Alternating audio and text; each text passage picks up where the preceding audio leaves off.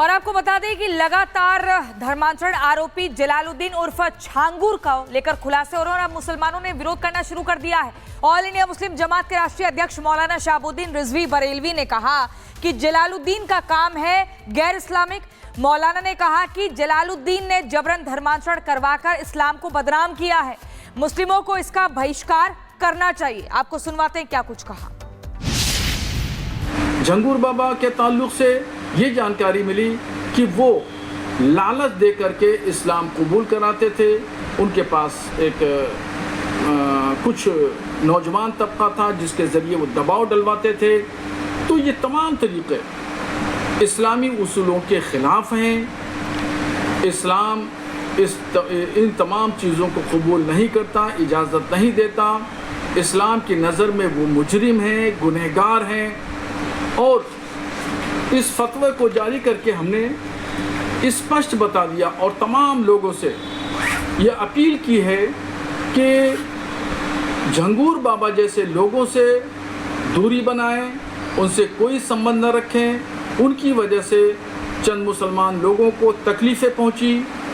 उन्होंने इस्लाम के उसूलों के ख़िलाफ़ काम किया, इसलिए उनका तमाम अवाम बहिष्कार करे, उनका बाइकाट करे। चलिए, पूरी कुंडली खुल चुकी है, लेकिन हम आपको बताएं कि कैसे कैसे ये धर्मांतरण करा रहा था। लेकिन उसके लिए जरूरी है कि आप जरा देखें इस ग्राफिक्स मॉडल को और आपको ये पता चलेगा कि ये जो धर्मांतरण का गेम चल रहा था, जो अराबू जो जिस तरीके से कर रहा था, हम आपको दिखा रहे हैं कि गजवाए हिंद बेनकाब कैसे हो गया। यहां जलालुद्दीन और छांगुर के मंसूबे बेहद ही खतरनाक थे और वो बता रहा था कि आगे वो क्या करने वाला है। हर घर पर इस्लामिक झंडे का सपना देखता था छांगुर। इसके अलावा जो इस्लामिक राष्ट्र की स्थापना करने को लेकर उसने पूरी तरीके से एक प्लानिंग कर रखी थी, जिसका खुलासा हो गया। गजवाए हिंद के ख्वाब की वो योजना बना रहा था, यानी कि पूरी प्लानिंग उसकी थी। धर्म परिवर्तन से पहले वो काफी पढ़वाता था, छांगुर कलमा पढ़वाता था और गजवाए हिंद को कैसे बेनकाब किया गया। इसके अलावा झाड़ फूंक के बहाने लोगों को अपना मुरीद बनाता था और नेपाल सीमा पर 46 गांवों में धर्मांतरण का उसने पूरा सिंडिकेट बना रखा था, जाल बनाया था। युवाओं को धर्मांतरण के जाल में वो एक एक कर फंसाता जा रहा था, यानी कि उसकी संख्या वो बढ़ाता जा रहा था और ऐसे में गजवाए हिंद को बेनकाब वो कर रहा था। एक रिपोर्ट आपको दिखाते हैं कि कैसे उसकी मानसिकता इतनी घृणित थी कि उसके चंगुल में कई युवा आते भी जा रहे थे।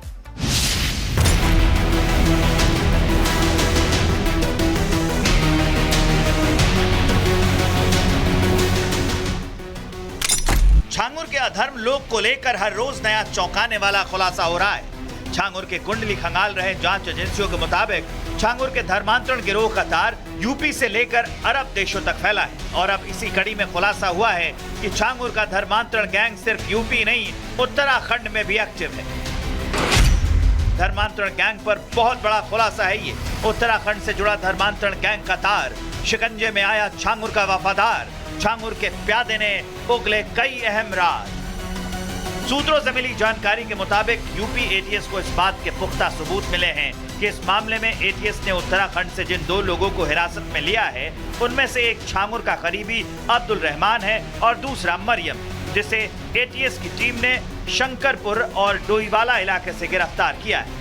सूत्रों से मिली जानकारी के मुताबिक इस बारे में पुख्ता सबूत हाथ लगने के बाद यूपी एटीएस ने छांगुर के इशारे पर उत्तराखंड में धर्मांतरण नेटवर्क खड़ा करने की कोशिश कर रहे अब्दुल रहमान को गिरफ्तार कर लिया है और साथ ही उसके घर से बरामद हुए अहम दस्तावेजों और उनके इलेक्ट्रॉनिक गैजेट्स को लेकर वहां से रवाना हो चुकी है।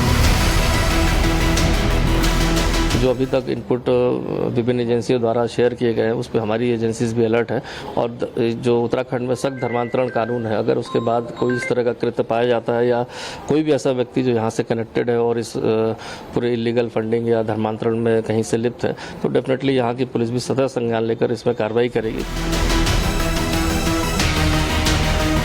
वहीं इस मामले में ये भी बताया जा रहा है कि देश भर में फैले छांगुर की अवैध संपत्तियों की जानकारी मिलने के बाद यूपी एटीएस की एक टीम उत्तराखंड में छांगुर की प्रॉपर्टी तलाशने में जुटी हुई है, क्योंकि बताया जा रहा है धर्मांतरण के अवैध धंधे के लिए छांगुर को जो विदेशी फंड मिला, उसका एक हिस्सा छांगुर ने उत्तराखंड में भी लगाया है। बहरहाल यूपी एटीएस की टीम पूरे एक्शन में है और अब निशाने पर धर्मांतरण गैंग के इस किंग पिन के वो गुर्गे हैं जो धर्मांतरण के अवैध धंधे में छांगुर के सबसे बड़े साथी थे। Bureau report, Republic Bharat.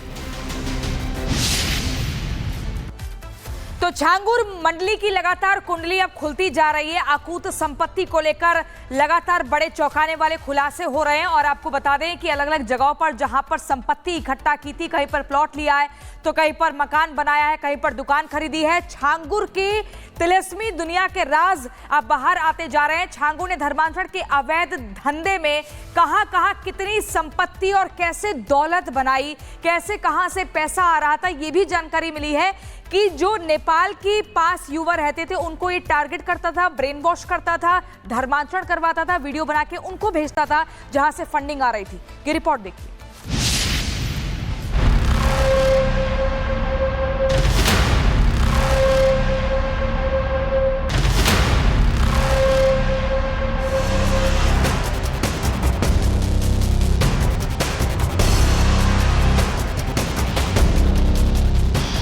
धोखे की नई किस्म, छांगुर का तिलस्म।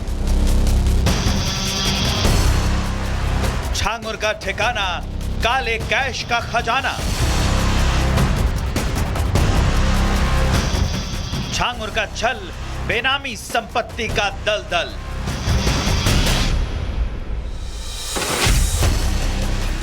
जी हां, छलावे का नेटवर्क चलाकर धर्मांतरण के अवैध धंधे से छांगुर ने कितनी काली कमाई की, ये अब कोई राज नहीं।